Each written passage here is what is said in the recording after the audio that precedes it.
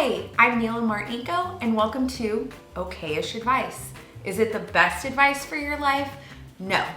But we've lived, we've loved, and we have worked through life, and we are here for you.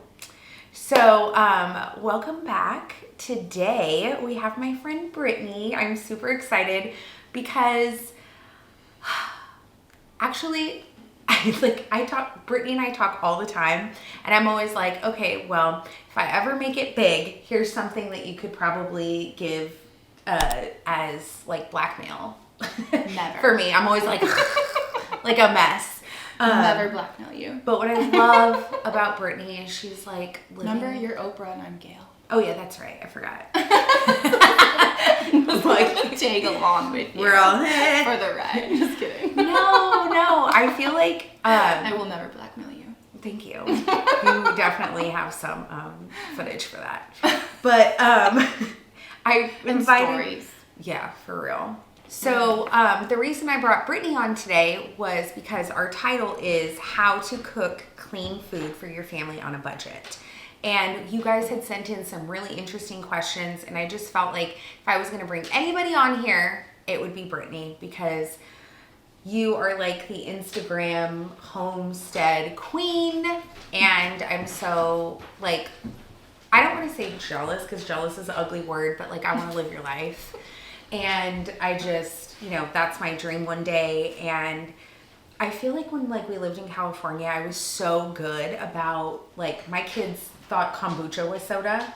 And then when we opened up the restaurant, it was just basically survival time. Mm-hmm. And so then they got to eat a bunch of crap and got cavities. And so I would like to get, not that the restaurant has crap, but we have a Pepsi machine, Yeah. You gotta have for your people. Yes. Yeah. Mm-hmm. So, but some people still like their soda. Yeah. Or and that's cool. Pop, whatever you want to call it. Yeah. Or in the South, it's called Coke. Coke. What kind of Coke would you like? 100%. I'll just have water, thank you. Yeah. But so anyways, so I want to get back to that because now, having the baby, I'm having time at home. So I thought that this would be great. So, okay, let's go with start our questions. Question number 1, which is, can anyone truly learn how to cook, or is it a skill that you were born with? Yes. Yeah. Should I go first? Yeah, you go first. I definitely think that anyone can learn how to cook. I mean, it's a skill that you just have to practice and learn. And I didn't know how to cook until I went to college, and then I had all of a sudden was making my own meals, and I had an interest all of a sudden in cooking. I never had any interest in cooking before. Yeah. And then all of a sudden I was interested in, at the time when you had cable network, HGTV and the Food Network was really big, and I loved the Food Network. Yeah, the Food Network. I think I learned how to cook basically from watching the Food Network, because after I got married, I got married between sophomore and junior year of college, and then I became even more interested in wanting to cook because I was taking on the role of wanting to cook for my husband, and he cooked for me too because he was also really cook. He was a homeschool kid, and his mom actually taught him and his brothers. They all learned how to cook and bake. Oh, that's and so his cool. Sisters too. But I was impressed by the fact that she taught the boys too. Yeah, they were all. So he swooned me with his good cooking and baking. Damn. Because I didn't know how to do any of that. He was better at it than me. No, I feel Matt's finally cooking. Yeah. But I definitely, and then I worked as a nanny, and when the little boy that I nannied would take his nap, they had cable. I'd never had cable before. Ooh. And so I would watch the Food Network, and I think that's, I just, I learned love from, the old you just school have Food to Network. watch, and I'm a visual learner, so watching, whether it's YouTube or getting a book, if you're somebody who wants to, if you like to read, my husband's a reader, he likes to read, and he learns that way. He can read a textbook and learn how to do something, whereas I can't. I'm a visual, so I have to see it. Yeah. And then you have to actually go and do it and practice it over and over again and follow recipes in the beginning.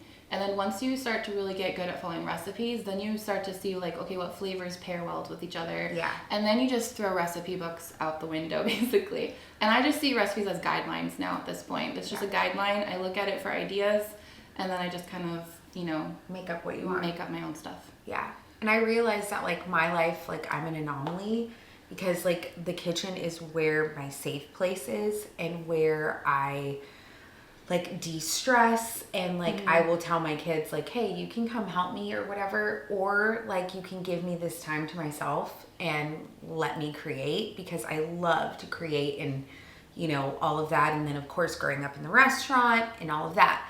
But I will say I feel like my husband is the perfect example of learning a skill and you know as far as cooking goes, because he didn't do anything but like grill. And then when it came time, when the restaurant went through the embezzlement and he came on board, he like learned, I got to teach him how to cook. And now he's like in his Italian dad era, like making the sausage and the meatballs. And he's like, I changed this and the people could tell. I got 4 compliments. I'm like, oh my God, nobody can tell that you changed the wine, but it's fine. Like, you know, like in the sausage. But you know, we just let him have his moment. Him to keep going. I'm like, let's go, you know, so it's wonderful. So I'm going to say yes. You can definitely learn how to cook.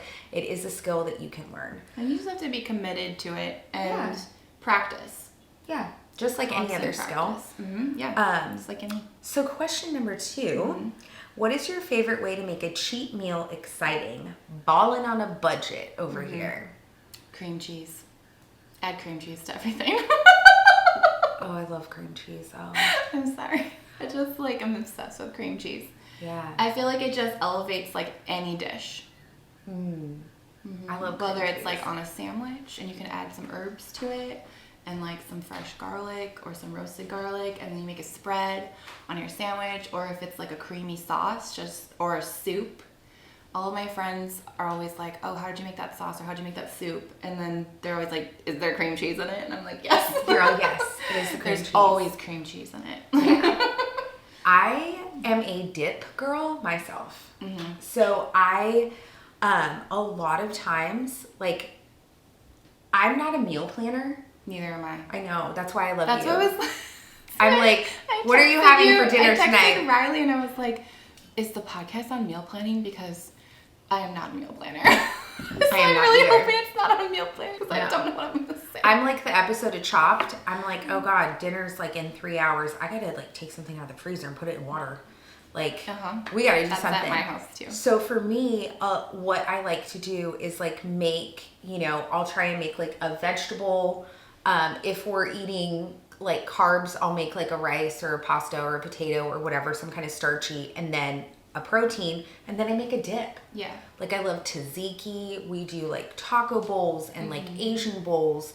Like a yummy good sauce or a pan sauce can elevate something to where it goes from like meh to like gourmet. Yes. You know? And herbs and spices, because I feel like oh my God. when people start cooking and even following recipes, I find that there's so little herbs and spices, and you want to add a punch of flavor, you just need to ramp up. Like, don't be afraid to add lots of herbs and spices, because you know, it just adds so much to the meal. It makes a meal from being boring and bland to all of a sudden like really exciting and interesting based on what herbs and spices you prefer. Agreed. Like, I'm obsessed with garlic and basil. Yeah. Like garlic and basil, and then Indian spices. I'm like, curries, I haven't really had a lot of experience eating Indian food. I think I've eaten it like twice in my life. But both experiences that I had it, I was like, wow, like this is so good. I wish I knew like more about it. So that's actually like on my list of once I probably stop breastfeeding, because you have to be so freaking careful with that. I really want to like explore that more. But also something too is like you have a huge, beautiful, bountiful garden, and just maybe even like I live in the city, so you know, just growing like a simple little herb garden through the summer. And like I'll dry some stuff, and so we'll have stuff dried through the winter, but having like those fresh herbs and just adding it to stuff is huge. Fresh herbs make you know, a huge and difference. it's inexpensive. Like you can grow it from seeds in a couple weeks. And with literally everything going on in the world and all these like weird chemicals that they're adding and stuff, every little bit of growing like a garden or growing, you know, fruits, vegetables, whatever, like will help you. Yeah. So basil loves the heat. So in Tennessee, Yeah. it's a great one to get going in the garden because I'll have basil going from, as long as you keep harvesting it on the regular, it won't go to seed. Yeah. And so you can plant it in May and it will grow and grow and grow as long as you keep harvesting it through all the way to the end of July until basically get your freeze. Yeah. Your hard freeze. And you so can make pesto. You can freeze it. Like, my favorite thing to make out of the garden is I take habanero peppers and slice them in half, take out the seeds, stuff them with a mixture of cream cheese with garlic powder and basil and some hot red peppers, and then you just slather that in the peppers, sprinkle cheese on top, roast them in the oven, and then I'm so it's a great hungry. little side dish. I had a string cheese. I'm like, that sounds amazing. Oh my God. So, okay. That leads into the next question. Yes, which is for someone that wants to stop eating processed food but doesn't have a large budget. Budget. What do you do? Yeah. So I would say definitely start with shopping. They always say shop outside the aisles. So go back to just like the simplest ingredients. You've got your meat, your vegetables, your grains. Like stop buying the box things that have all of the added ingredients. And nowadays, because of the cost of food, I find that all of the processed foods, the boxes get slightly smaller. And the bags are slightly smaller on the inside. And then you look at the backs of the ingredients and you see that they're full of seed oils. So then you're like, well, I'm paying $5, $6, $7 now for a box of crackers that is just like junk. And I could go and buy, a 30, 40 pound bag of giant, 25, 50 pound bag of flour. Yeah. And you can even get organic flour at that price now. And you could make your own homemade crackers if you wanted. And you can make them in bulk and then just store them. So definitely shop like the outside. Just start thinking like more simpler, like simple. Yeah. With like, Don't get crazy. Yeah. You don't need to have all this processed stuff to add in because all that adds up really. Yeah. You can shop affordably and just, do it, but you're simplifying everything. Yes. You don't have to have, and I would say fancy cheeses. While I love fancy cheeses, but if you're on a budget, stay away from all of the crazy fancy cheeses. You just need one really nice fancy cheese, like the Parmigiano Reggiano. Like you don't need all these fancy cheeses and cream cheese, of course. Like Yes. Yes. I will say I lived in Wisconsin for 11 years, so cream cheese. You're like, Is that a cheese head? Wisconsin is cheeseheads. Okay. I knew it was something. They love cheese and beer. It's the land of cheese and beer. It's full of Germans.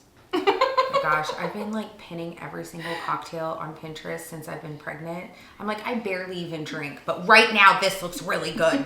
So even beer sounds good. And then shop in bulk. So there's places that you can shop in bulk online, but then there's also like here in Middle Tennessee and a lot of the United States has Azure Standard Delivery, which is an amazing company to support. You can join a local drop. You basically go online, add whatever you want to your cart, and then it will come to your local drop on the day that delivery day is, and everyone shows up to pick up their stuff. Yeah. And it's just like it comes on a big truck. They have everything from produce to bulk flours, bulk organic oats. We do fruits for smoothies. Yep. They'll have like crates of organic fruit, stuff like that. Yeah. And then I don't love supporting Costco, but Costco does have some really great options. Yeah. If you're looking to eat healthier and want to buy in bulk, and they do actually have some good organic options too at Costco. Yeah. And then even Aldi has some good options too. And then there's Bulk Natural and then Naturally a Deal. Those are two other companies kind of like Azure. And Bulk Natural and Naturally a Deal will do they'll have apple sales in the fall. So you get a whole box of apples and you can make your homemade applesauce, or you can just Brittany's have goals, them in man. the fridge and have them in the fridge for your kids to eat. Because I don't have a very large family, but some of these families have lots of kids and they go through apples like crazy and bananas and all those things. So if you order the apples in bulk and then you can store them in your fridge, and the apples will store for a long time.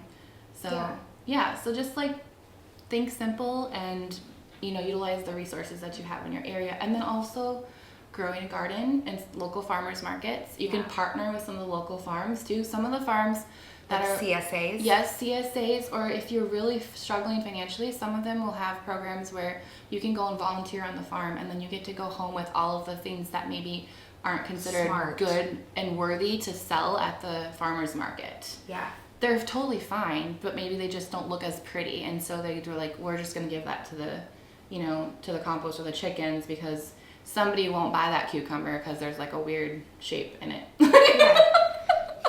Not the cucumber. Or the carrot. The carrot's looking a little odd. Yeah. There's weird things coming out. So, you know what? You can go home with all those goodies. When we lived in Milwaukee, I volunteered for a farm.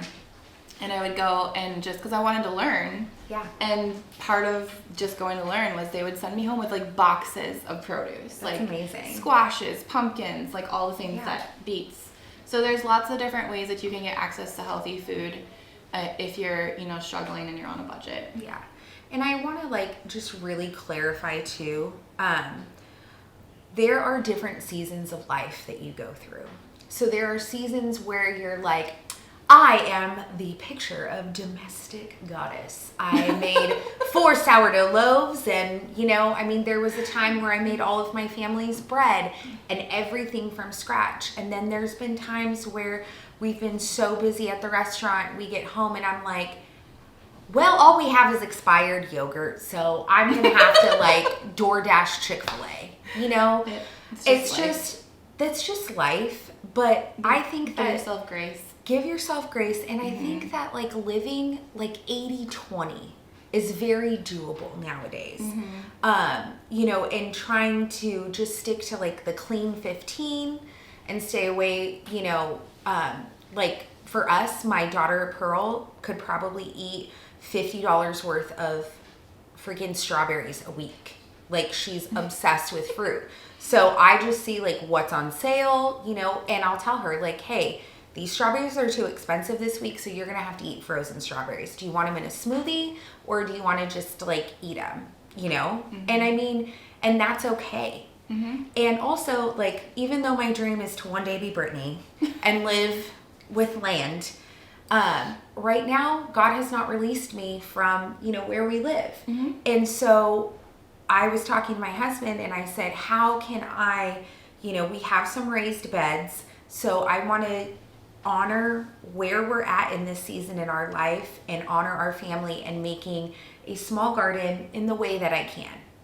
And, and I think that when you pray and God will give you vision and he will give you clarity and, we couldn't afford raised garden beds. And then one day it came up just on my phone that Amazon was having this lightning deal for these raised garden beds. Your phone was listening to you. Yeah, probably. It's always listening. Or was it God? Yeah.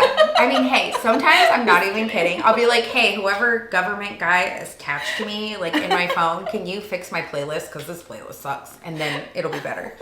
So, you never know. But what I'm saying is that like there's always options for you. There's always ways for God to give us like vision and clarity and just doing even small things, even just, having a pot of tomatoes and having fresh tomatoes during the summer. And people are always wanting to help. So like if you start getting the word out to like friends and family or just local people that you talk to and oh, well, you need compost? Well, I have a farm with a bunch of cow poop just laying around. You want to come and collect it? Like, you can get free stuff all the time. Yeah, I love that. So if, like, finances are a struggle and you are living in the city, like, I lived in the city, too, for 11 years. Yeah. And it's the best way to, make new friends and also to help each other out and, like, be a community person. Totally, constantly. And like, the best time to learn is now, no matter what stage you're in. So even if you aren't on your, maybe you have a dream of having a big garden on a homestead on land, but you're not there yet, you're living in the city and you have just like a 6x6 grass area, that's still plenty of space that you could grow some things. Yes. Is that called square foot gardening, I think? Well, yeah, right? Square foot gardening is where you have, you measure out all of your beds into like squares and then you plant like one thing into a square. Do you think that that's doable for somebody who like lives in the city? Yeah, you can have a bed and you can square foot garden. You can literally grow all of your tomatoes if you wanted to in pots. Yeah. Like you can grow tomatoes in pots like on your back porch. Like you don't need to have all this property or land in order to start learning how to do this stuff. And then you learn how to do this stuff and after a couple of seasons and when you are ready to finally move to a bigger property or whatever and have a larger garden, you'll already know how to do a lot of this because you've already been growing food for a while, right, just on your back porch. And I'm going to take this opportunity to just do a little plug that if you are interested in like homestead property, in you know, finding land, and I personally have been working with Anthony, Brittany's husband Anthony. That's what he specializes in here in Middle Tennessee. So I know you knew I wasn't going to do that, but I just thought about that. Like right now, like if you need somebody who's going to help you, because he has been on the phone with me for hours just answering questions and like things that, you know, I know that even if right now it's not the time, God's like planting those seeds for it to happen for our family one day. And God sees my dreams for that. So he's a great resource to just kind of like help you with that. Yes. But yeah, I think that's like pretty much it for today. Yeah. Okay, good. I'm so happy you came by. Thanks for having me. I know. And also, real quick, follow Brittany on Instagram, Wild Rebel Farmhouse. Yep, Wild Rebel Farmhouse. Yeah, because your name on my phone is Brittany and Wild Rebel. The reason why I say that is because there's been many times where I've gone to order from like Azure and places, and I've gone back and looked at your like highlight reels. I have a whole highlight reel all about how to use Azure, how it works, all that stuff. And I'm technologically special, so Same that here. helped me. I was like, made it. What does Brittany order again? And I'll just like go on there and click. And, you know, that's a good way to make a cheap like stockpile if you want to do a stockpile. Just setting yourself up for success. And, you know, we've all been there. Like, I want to tell you, like, there is no judgment. I am not the type of woman who is like, you know, well, my children have never had a processed, like, no. Like, we do not want you to feel judged, but we want you to feel supported. So if there's any way that we can support you, like, we're here for you. So that being said, thank you so much for joining me today, Brittany. Thanks for having me. Thank you for listening. Don't forget that I love to see you. I love to feed you. I love to serve you. And I love talking with you. So follow along, submit your questions, and follow us on Instagram, Facebook, TikTok, YouTube. And, you know, it'd be great if you gave me a nice review, because I need them. Nice reviews are always because the devil's after me. No, I'm just kidding. Kind of. But, you know, that's what it is when you're a warrior. Anyways, okay. I love you. Tanti Bachi. Ciao.